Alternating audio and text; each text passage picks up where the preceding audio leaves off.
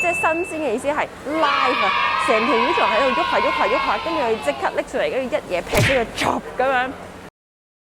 即係你喺樓上行10秒落嚟，即刻可以摘個 B。Hello， 大家好，Irene， 早晨啊！你睇我依家係好似啱啱瞓醒嘅樣子。冇錯，今日係星期六嘅朝頭早，因為今日呢，我男朋友嘅媽咪咧就有啲嘢做，佢唔得閒去巴沙嗰度買餸啦，咁我就接手做呢個任務，幫我哋屋企去巴沙買餸，睇下有啲咩係需要嘅，或者係下個禮拜，因為我會 work from home 啦，咁啊睇下有咩係有平有新鮮又好賣嘅，就買下翻嚟。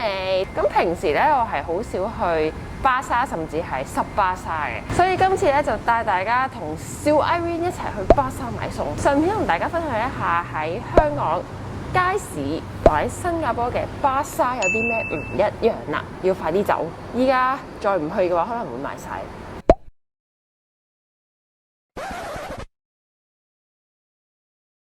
新加坡嘅巴沙咧，佢係會喺12點幾或者1點幾咧，佢就會閂門㗎啦。佢咧係唔賣所有濕貨，但喺香港唔係㗎嘛。香港你譬如下晝2、3點去啊，甚至下晝6點鐘去街市買餸咧，都仲係有得買餸㗎嘛。但係新加坡就唔係啊，所以我男朋友媽咪咧就叮囑我要早啲去。如果唔係咧，就剩翻啲人哋揀剩唔要嗰啲俾我去買，或者冇咁新鮮嗰啲。其實依家都唔係好早，依家係8點幾9點。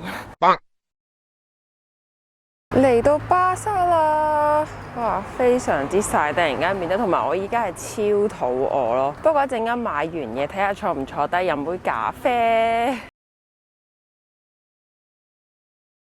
喺新加坡嘅巴沙咧，就係泛指呢一個好大嘅地方，入邊有唔同嘅商店啦，就有賣乾貨啊、濕貨啊，亦都係會有一啲 supermarket， 即係比較大型嘅。咁我呢一度呢一間咧就係擺味啦。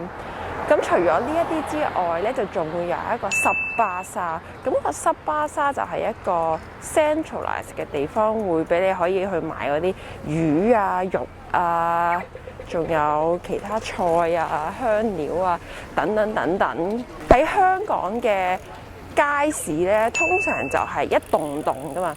即係佢係一個政府合署，2樓3樓就係街市啦，即係呢一度所講嘅濕巴沙，你可以買魚啊、買雞啊、買菜啊，跟住可能上面嗰一層咧就係熟食中心。跟住再上面嘅嗰幾層咧，就真係可能係政府嘅唔同部門咁都會有嘅。喺香港嘅街市咧，總體嚟講佢係比較走 vertical 路線，但喺新加坡嘅巴沙咧就係走 horizontal 路線，佢係冇咩高嘅建築物㗎。喺新加坡嘅巴沙，反而就係咧好多地鋪啊，側邊呢一啲賣唔同嘢嘅店鋪咯。但係喺香港嘅街市咧就係好明顯係一棟咁樣嘅咯。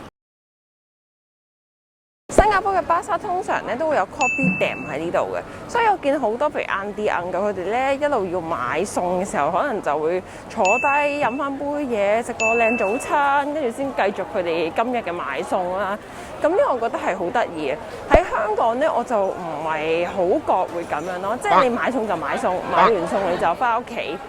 就唔會話喺買咗一陣坐低唞下飲杯咖啡，跟住再繼續。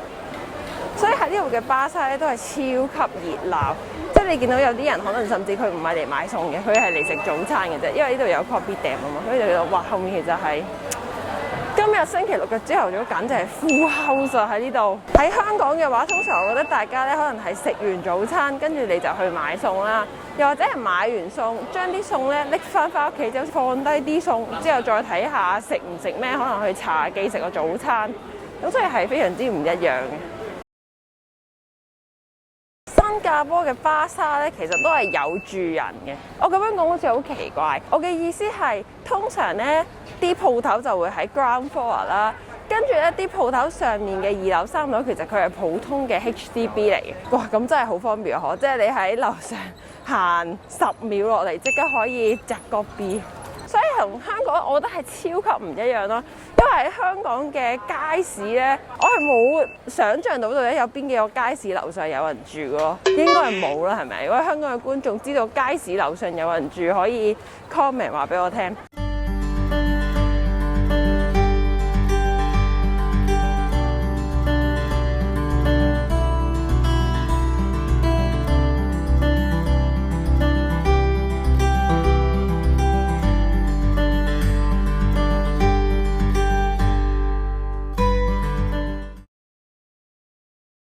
咁新加坡嘅巴剎咧，呢一個啦，即係我哋屋企附近呢一個咧，就係正正方方咁樣嘅，即係鋪頭咧就唔係好多，通常咧賣嗰一種肉類或者嗰一種種類嘢食，譬如雞肉啊、豬肉啊、牛肉啊、蔬菜啊，或者係魚咧，或者海鮮啦，咁咧都係得1至2檔嘅啫。香港嗰啲街市咧係大好多噶嘛，即係如果你魚檔啊、菜檔啊、肉檔，其實都係有 N 咁多間噶嘛，喺一個街市入邊。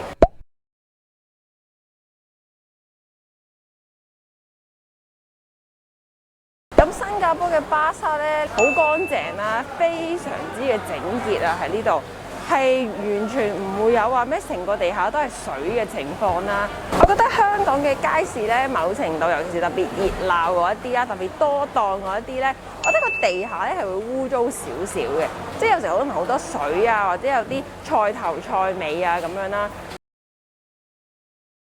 喺新加坡嘅巴剎咧，你真係見唔到有咩游水魚或者係新鮮嘅海鮮嘅，即係新鮮嘅意思咧係仲係識得喐咯，片下咁樣啊，喺個缸入邊游緊水嗰啲咧，咁我覺得喺新加坡咧係真係比較少嘅呢個巴剎入邊見到。通常你都係見到一啲已經係死咗嘅魚啦，即係佢係劏好啊，每一嚿肉擺喺度俾你揀嘅。咁呢一個咧，真係我一開始咧嚟新加坡嘅時候超級唔習慣，因為大家有去過香港或者香港生活，你都知啦。我哋喺香港街市嗰度咧揀魚啊、切魚啊，即係新鮮嘅意思係 live 啊，成條魚仲喺度喐下，跟住佢即刻拎出嚟，跟住一嘢劈咗佢 chop 咁樣整死佢噶嘛，跟住啲血係會飆出嚟咁樣噶嘛。但係喺呢度咧我就見唔到咯，乾淨好多都係有原因嘅，同埋佢斬好晒咁樣擺出嚟俾你賣，俾你揀咯。除咗賣魚之外咧，呢度賣肉嘅鋪頭都係好乾淨嘅，因為佢都係分好晒咁樣俾你去買咯，就唔似咧香港街市咧係一隻隻豬咁樣吊喺度，跟住俾你去揀，俾你去睇到咁樣賣噶嘛。我喺呢個濕巴剎出翻嚟啦，買咗蝦啦、蜆啦。一條青瓜啦，我最中意食嘅 cherry tomato 啦，同埋蘑菇。其實咧，我都好中意去街市嘅。點解咧？就係因為去街市咧，就係睇到嗰一個地方最 local 嘅一面啦。我自己覺得。所以咧，其實有時候如果咧去到唔同國家，有人話要去街市買餸咧，我都會 volunteer 咧要黐埋一齊去。即係你會見到一啲唔一樣嘅生果啦，唔一樣嘅蔬菜啦，呢度嘅物價係點樣啦，呢度嘅人嘅 daily life 係點樣啦，所以成件事係好得意。咁依家可能我就準備咧睇下有冇位咧，我可以去飲一杯葛比克送冰先。因為咧經過頭先嘅一輪拍片啦，同埋買餸咧，依家係有些少熱同埋有啲攰㗎啦。我頭先咧仲想講話喺呢度嘅巴剎咧都係要用錢啊，即係你要預備你嘅 cash。但係咧，當我見到喺連濕巴剎入邊咧，啲檔口都係有得俾你掃 QR code，跟住你用唔同嘅 app 去俾錢咧，我突然間覺得哇，新加坡嘅巴剎好先進咯，係超級先進咯。即係就算我帶0蚊雞嘅 cash 嚟咧，我都可以買到餸。喺香港依家我真係唔知係唔係，但係之前嘅話，我覺得多數都係以俾 cash 為主啦，再唔係就可能八達通，有偶爾有啲檔口咧有八達通俾你嘟嘅。但係你話其他方法咩手機俾錢好似就真係冇。不過因為我2年冇返香港啦，差唔多，所以可能依家已經先進咗好多，我都唔知。大家話俾我聽。由於實在太多人嘅關係咧，我就決定唔等位啦。咁我就拎住啲餸翻屋企先啦，跟住可能去我屋企樓下個 coffee 店先至買一個 coffee 一個餸。買完嘢，咁今日條片就嚟到呢度啦。希望大家唔好介意今日條片咧係有少少唔 structure， 因為真係根據 real life 咧，要去巴沙買嘢嘅情況而拍攝嘅。